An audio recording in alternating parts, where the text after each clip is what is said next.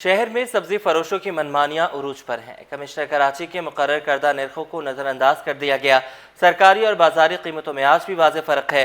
कीमतों से मुताल्लिक तफ़सीलात जानते हैं अक्सा शेख से।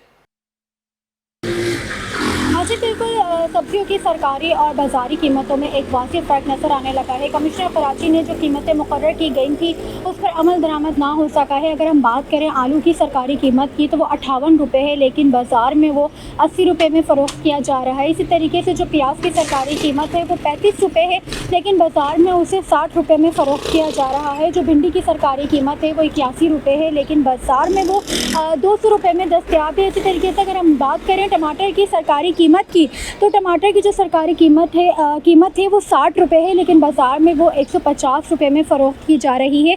लहसुन की जो सरकारी कीमत है वो 235 रुपये है, लेकिन बाज़ार में वो 500 रुपये में दस्तयाब है।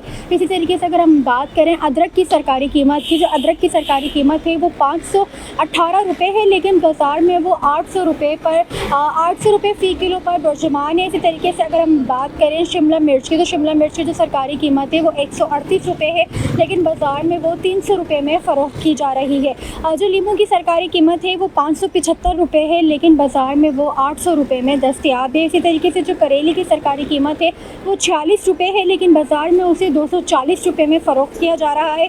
फूल गोभी की जो सरकारी कीमत है वो 81 रुपये है, लेकिन बाज़ार में उसे भी 200 रुपये में जो है वो दस्तयाब है, 200 रुपये में उसे बेचा जा रहा है। इसी तरीके से जितनी भी बाज़ार की कीमतें हैं, सरकारी कीमतें हैं, उनमें एक वाज़ेह फ़र्क नज़र आने लगा है। जो मुनाफाखोरी है वो इस वक्त जो है उरूज पर है। तो शहरियों का भी यही मुतालबा है कि जो कमिश्नर कराची में कीमतें मुकर्रर की गई है, अगर उन्हीं के ऊपर सब्ज़ी हमें मिले तो महंगाई थोड़ी काबू में आ सकती है। जी।